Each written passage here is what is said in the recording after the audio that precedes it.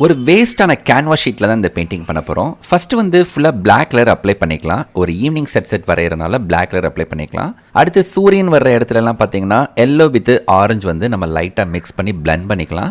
So அப்போ தான் சூரியன் வரைகிறப்ப நல்லாயிருக்கும். அடுத்து சூரியன் வர்ற இடத்துல பார்த்தீங்கன்னா லைட்டாக எல்லோ கலர் மிக்ஸ் பண்ணி ரவுண்ட் ஷேப்பில் அப்படி போட்டுக்கோங்க. இந்த இடத்துல நீங்கள் முக்கியமாக வாட்டர் மிக்ஸ் பண்ணக்கூடாது. அக்ரலிக் பெயிண்டிங்கோ இல்லை நீங்கள் வாட்டர் கலர் பெயிண்டிங்கோ நீங்கள் டேரெக்டாக வந்து அப்ளை பண்ணணும். அதுக்கப்புறம் பார்த்தீங்கன்னா மேகங்களுக்கு அந்த எல்லோலாம் மிக்ஸ் பண்ணிட்டு லைட்டாக ஆரஞ்சு மிக்ஸ் பண்ணிக்கோங்க. அதுக்கப்புறம் டார்க் ப்ரௌன் இல்லைனா பர்னட் அம்பர் மிக்ஸ் பண்ணிக்கோங்க.